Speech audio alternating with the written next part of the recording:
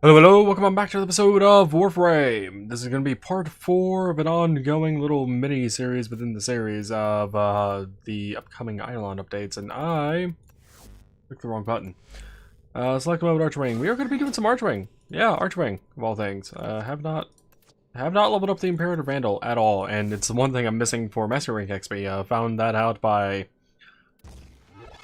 well, a lot of stuff.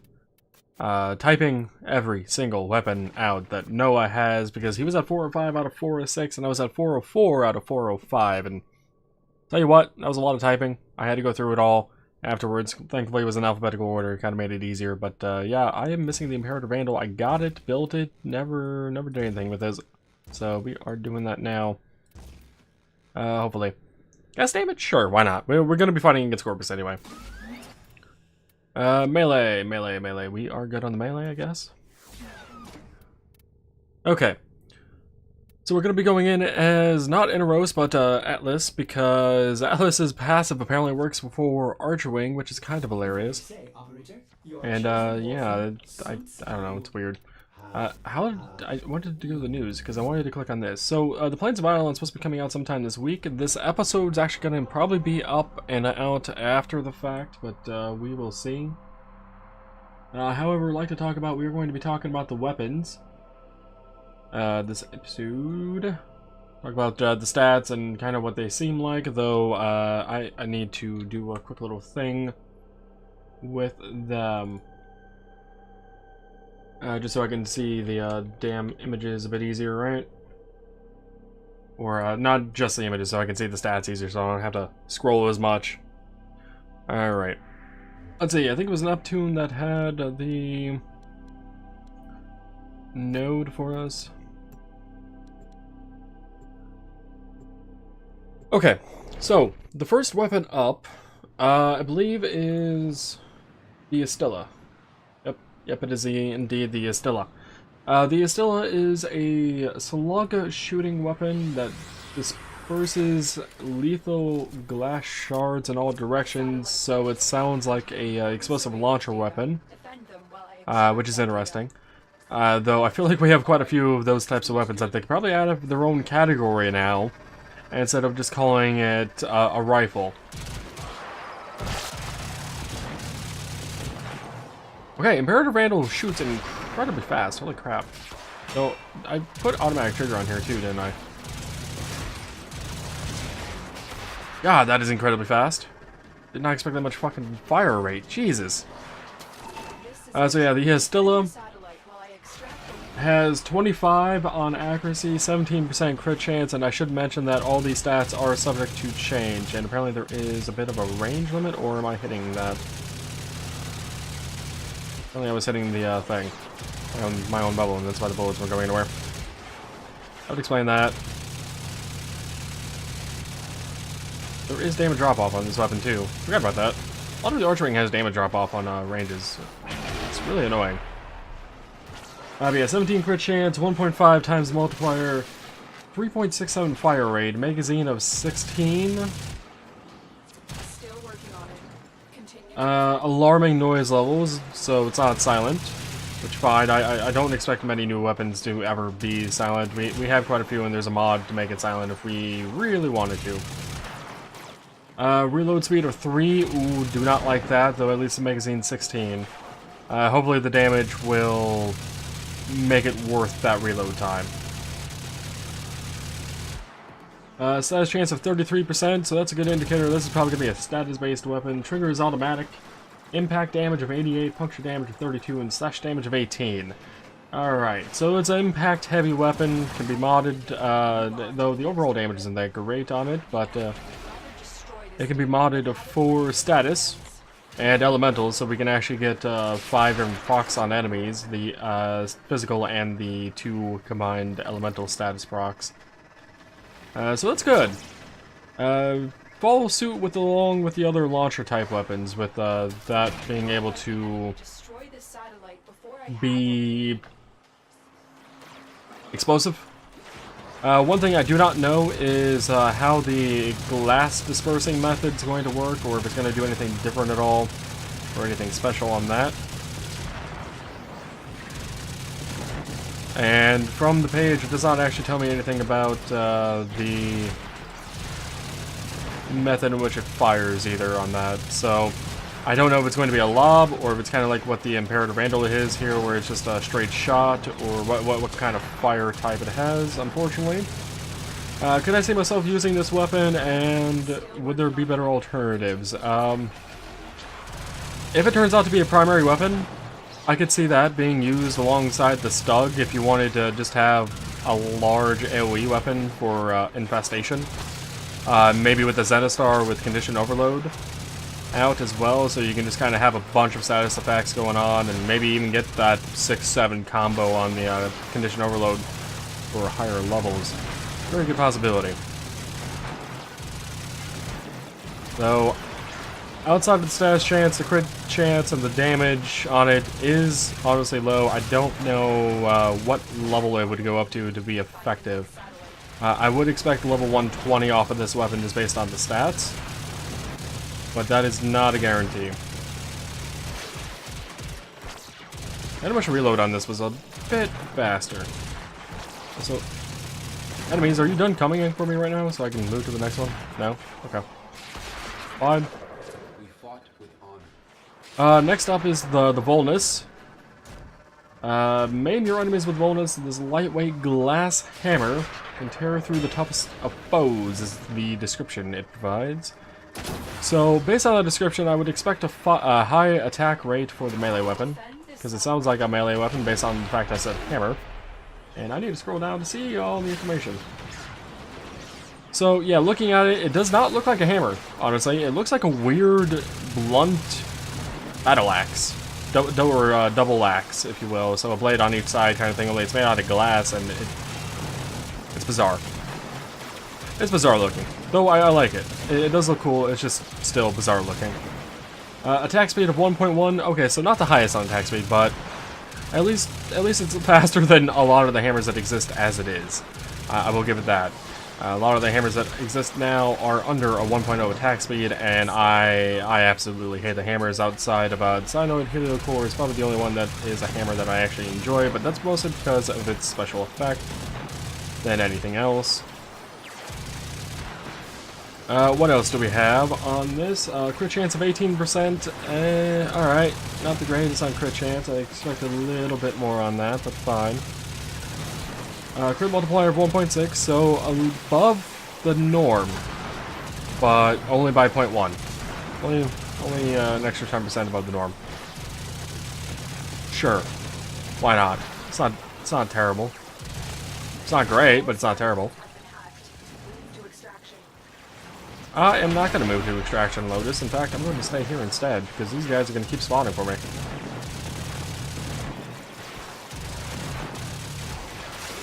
What else do we have? Channeling cost of 5, channeling damage of 1.5. Alright, so it's not a channeling weapon. Yet again, not surprised in the slightest on that, because DE seems to hate channeling.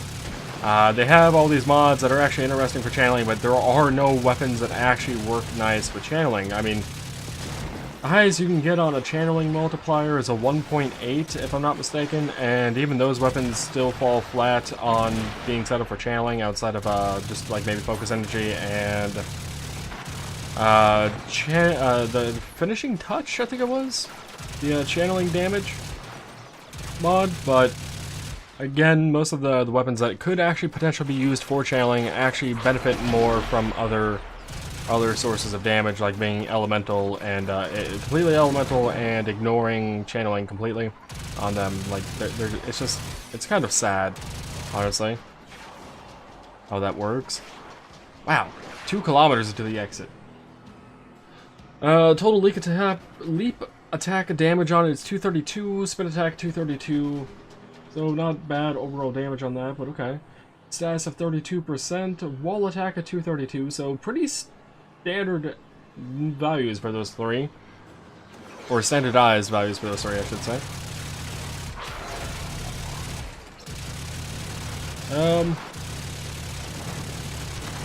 It's not incredibly high. There probably are some better weapons out there, but at least that number's not too low. I suppose I expected maybe around Oh. Perhaps 100 or so. I probably expected around there for the overall damage on those particular stats. Let's see, a status of 32%. Good, so it's another status weapon. BE seems to have a kick going on about status weapons, which aren't necessarily a bad thing. Status weapons are great for, you know, removing enemy armor, especially at higher levels with corrosive procs and then blast procs. For a bit of CC control, you could also do electric and or some other combination that doesn't use electric. Electric procs can also work well. Toxin, good for getting into health, though I think I'd prefer gas. Especially when fighting against a corpus, of course. Let's see, the actual damage stats, though, are 39.4 on the impact, 25.5 on puncture. So, not that high on those two, but then 51 on slash. So, this glass hammer is slash-based. I get behind that. I could see it. I got no complaints about them making it slash-based. I feel like we need more weapon types, though. In terms of, like, there are a lot of weapons in the game as it is that are already slash. We don't have many in the way of impact or puncture. Like, there's just not that many compared to slash. Every time I go to look at a weapon that I like to use, especially when it comes to melee, like 99% of the time, the ones I like to use just happen to be high on slash damage. So it is their primary melee stat compared to anything. So it's a bit disappointing, but fine. Could I see myself using this? Yes I could. Just as another melee option, especially considering the attack speeds being so high. It'd probably be a good weapon for the infestation for sure. If you wanted to actually set it up for gas and shit, what's the other one? Gas and magnetic? Gas and magnetic? Yeah, that's it. Because it's radiation viral. And blast and corrosive, they go together. So yeah, magnetic is the other type I'm missing on that. If you wanted to go with those two, it would be definitely great against Corpus, though your frame would have to be a little bit more selected carefully on that.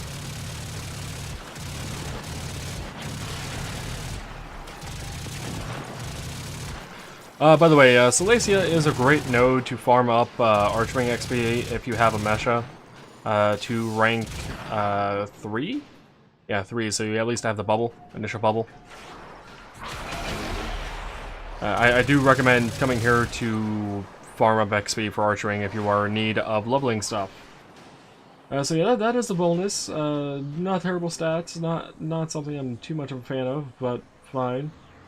We'll move on. We got the Fusilier next, which looks to be double daggers, perhaps?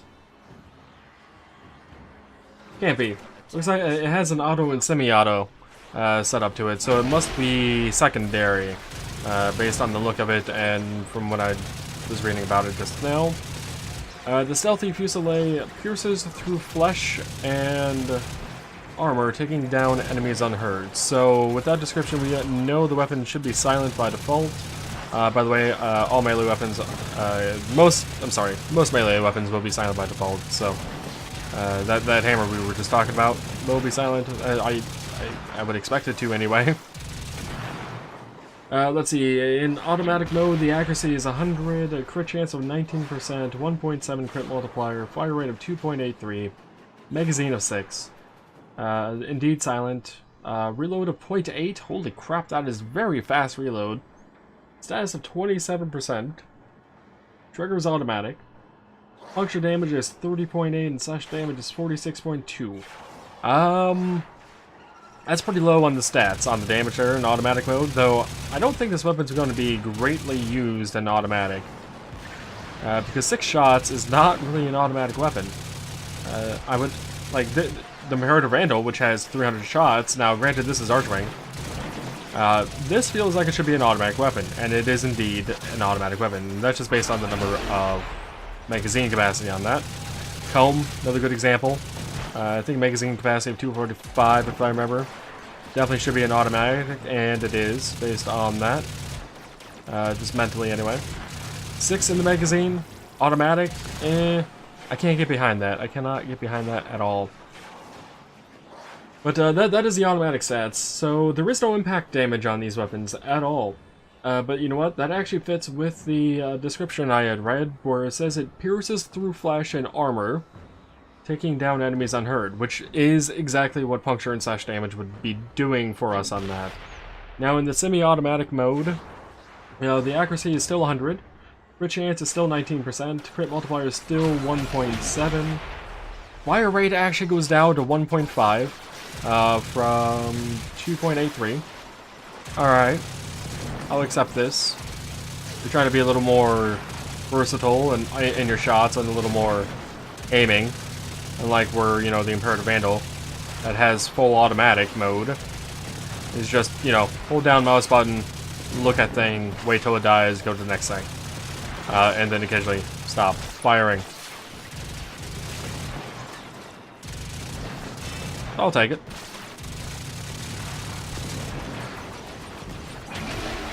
Magazine still 6. Noise is alarming. Ooh, so we lose our silent behavior that we had in the automatic mode. To make it a little bit more precise, a little bit more damage actually, in fact, when we get to that. But we lose that silent. I'm not a big fan of that, but alright. So be it. Reload time of 3 seconds in semi-automatic mode. Why the hell is a reload 3 seconds in semi-auto? And what would prohibit a person from switching from semi-auto to reload?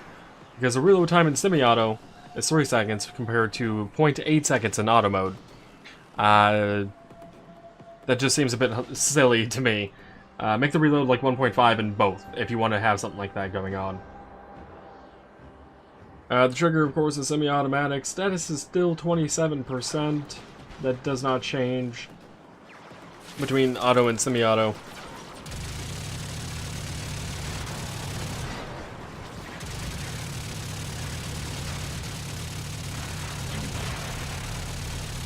The puncture damage comes out to 92.4, which is roughly a 60 damage increase from automatic mode. So that is quite a damage increase. Slash damage goes up even higher though, up to 138.6 from 46.2. So semi-automatic mode has a lot more damage behind it. I appreciate that, DE. So not a big fan of the reload time though. You stop going inside the center bubble.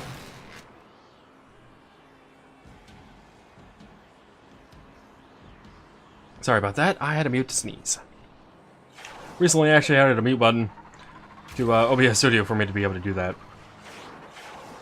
So yeah, the damage overall in semi-automatic mode, I think, is definitely worth switching to, since the auto mode has only a 6 magazine capacity, like I was talking about. Even if the reload in the semi-auto was 3 seconds, though, again, I don't know what prohibits you from just going to automatic mode from semi-auto to reload. But maybe DE does have something in mind on how to prevent people from abusing that, because it's not too hard to switch between alt-fire modes. By default, I think it was the middle mouse button. I changed it to C a long time ago. Yeah, it's not too hard to do that kind of thing. So maybe DE did add something on that weapon. It seems, visually, it seems like a Spira or a kunai variant in terms of what it looks like, though it is definitely a lot more glass-based. So I'll probably just level it up. If it ends up working how I expect with fall-off and whatnot, I probably will have to pass on using it in the long run. How many more weapons do we have? 2. Okay, so this is going to be a longer episode. Yeah, that is that weapon, the Fusilier. Next up is the Argonac. Not sure. A-R-G-O-Nac. Bit of an odd name, but alright. The Argonac is a grenadier rifle that highlights enemies in red while actively zoomed in. So it's a bit of an aim hack to a certain degree, or a wall hack, I should say. Aim hack would be a little bit more closer to Mesa's Peacemakers. So I can get behind that. That's a cool little gimmick with it. Though, do the stats actually match up with it, so I would actually want to use it? Let's find out. It has two different modes, automatic and semi-automatic. I'm fine with that. That makes sense. It is a rifle. It's going to be a primary weapon. And based on the look, it looks like it should be like a special operations response weapon. One I could actually see the Grenier using. And maybe the Grenier will end up using it at some point. Maybe they'll add some more Grenier units. So yeah, automatic mode. Accuracy is 11.1. That's a bit low, but we've used worse, I should say. Crit chance of 33%. Holy shit. I could actually see this being a crit weapon this far. What is the crit multiplier in auto mode? 2.3. Alright. Yep. This weapon's going to be great at being a crit weapon, for sure.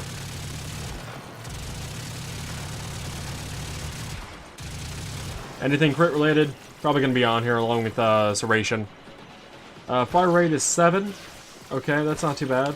Magazine capacity of 43? Alright. Weird number, but fine. DE's, like I mentioned at one point and recently, that DE is on a weird number kick. So, alright, magazine 43. Noise is alarming, as expected. Reload of 2 seconds. Okay, that's fine.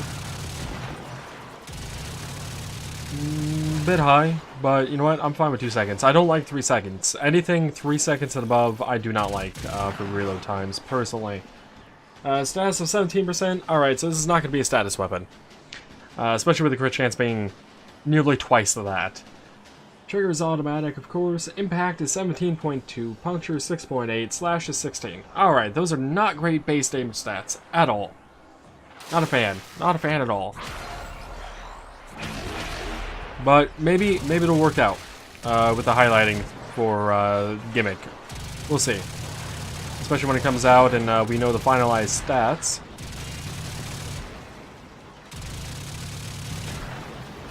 So yeah, that is auto. The semi-auto has actually quite a bit more accuracy, coming in at a striking 28.6 compared to 11.1. Again, DE and those weird numbers, right? But fine, weird numbers it is. Crit chance of 31% in semi-auto, so we actually lose 2% crit chance, so I mean, it's still going to be a great crit-based weapon regardless of which mode you're in. Like, no doubts about that for sure. Let me pick up these affinity orbs. What level are we at with the Imperator Vandal? 18? Alright. Yep, crit multiplier is still 2.3. Fire rate drops down to 5.33 from the 7. Not terrible. Magazine still 43, of course. Noise is still alarming. Reload still 2.0. Status is still 17%. And trigger, of course, is semi-auto. Alright, so kind of what I expect from a semi-auto perspective. I would expect the accuracy to be a little bit higher, and I expect the fire rate to go down. I didn't expect the crit chance to change any, considering, you know, it's the same weapon. It doesn't make any sense to me for why it would change, but fine. DE made it so because testing purposes, I guess. But whatever. Impact damage goes up to 18.5 from 17.2, so not a drastic increase on that. Puncture goes from 6.8 in auto mode to 7.3 in semi-auto. Again, not a great increase on that, but maybe slash damage gets redeemed. Slash damage in semi-auto goes up to 17.2 from the 16 it did in auto mode. Alright, so semi-auto does offer a bit more damage, but not by much. That's a little disappointing. It really is. But fine. Considering the gimmick with this weapon, maybe the gimmick will help offset that low damage score on this, because that's what, under 100? Yeah, hell, that's even under 50, isn't it? Yeah, 17 plus 0.2 plus 16.8 is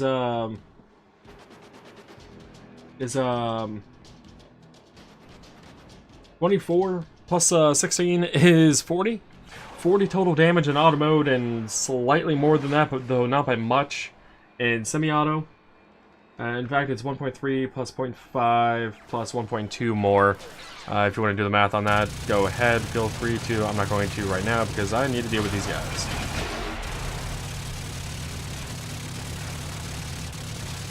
So I probably will use this weapon, for sure, definitely in an episode just to check out its gimmick. But I'm not going to be too excited for it at all, just based on the damage stats. Now, a ribbon mod for it or something along those lines probably will make it a lot better, but, well, especially one that's set up for damage, crit chance, and crit damage, that'll make this weapon amazing. Even more so than the base stats will allow it to be. But, yeah, that is the Argonac. Not the greatest, but fine. The last weapon we're going to be talking about is the Croker, which is a curved, sickle-like shape melee weapon. The Croker is a deadly and highly versatile weapon, allowing the wielder to hook and slash their enemies. Alright, that sounds familiar. That sounds oddly familiar. There's a weapon in this game, as it stands, called the Harpack that does something very similar, where you can actually ult fire to hook an enemy closer to you. It's like a harpoon gun. It's a hilarious weapon, one that doesn't do that much damage, but maybe we'll actually do an episode where we mess around with the Harpack soon. Just maybe.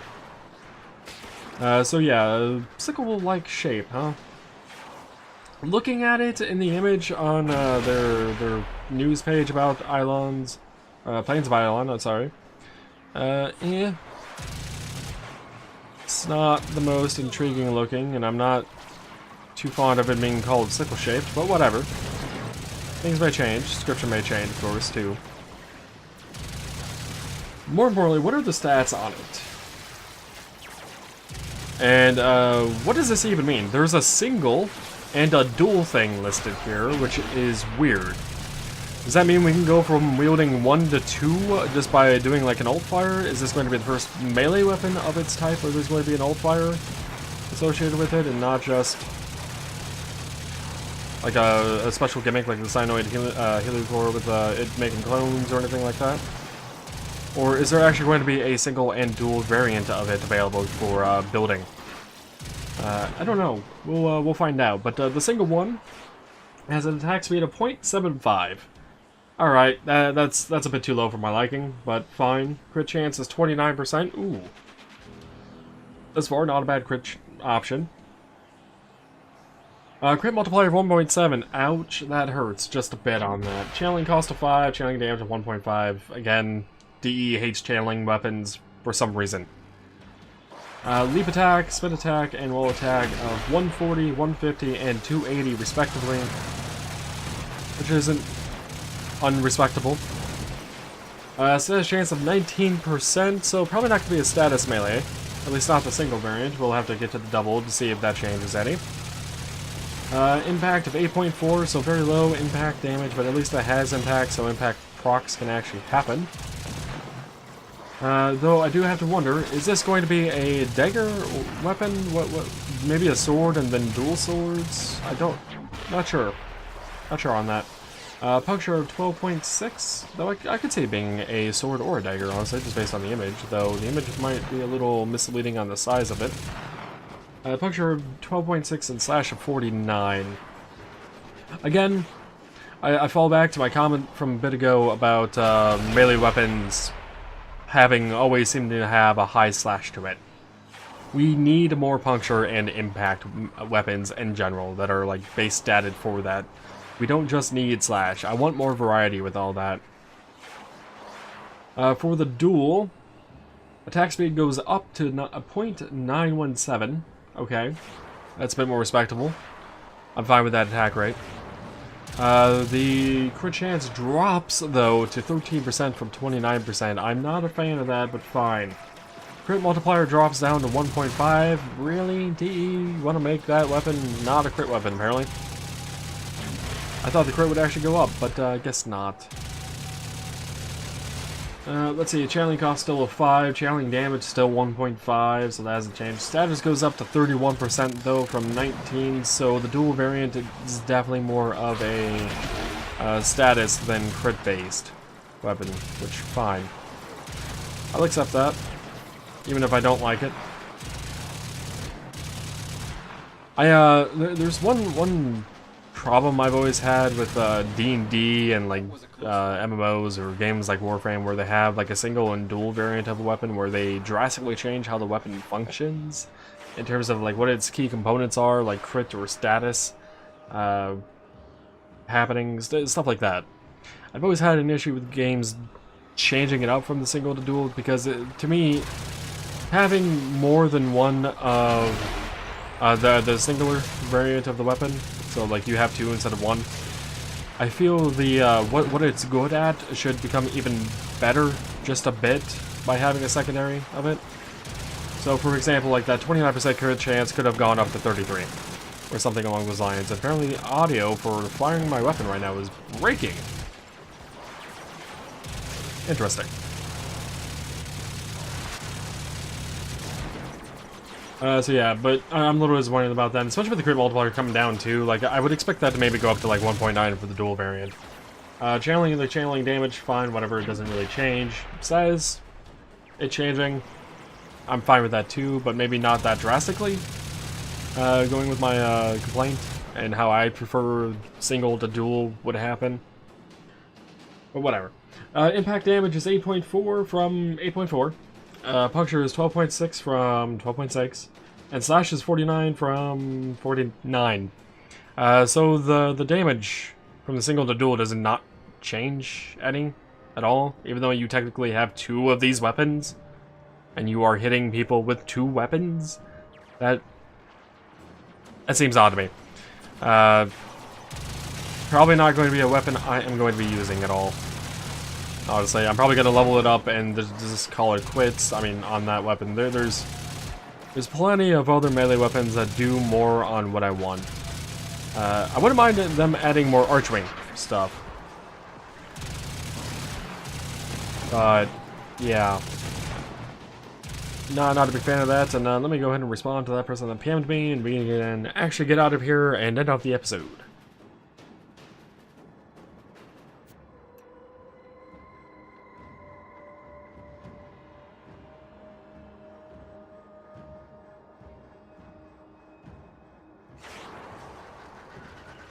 Alright, let's get out of here. Our Imperative Vandal's not level 30 yet, but it's going to be high enough for me to just come in here after this episode and finish it up and call it good. I'm actually a little more surprised about the Imperative Vandal than I thought I would be on its fire rate. I'll have to check to see if I actually put automatic trigger on it or not. Because the fire rate of this weapon's a little high. Even with 300 ammo in the magazine, or 300 ammo in the capacity, because technically there are no magazines for archering weapons. Whatever. But yeah, that'll have to be it for this episode. Hope you guys have enjoyed part 4 of the Eidolon update. Part 5, if I have one, is probably not going to be about anything, honestly, because yeah, I think I've gone over everything. So unless there's something specific that comes up for me to talk about, expect this to be the final part of the mini-series. Yeah. Thanks again for watching. Till next time, as always, take it easy.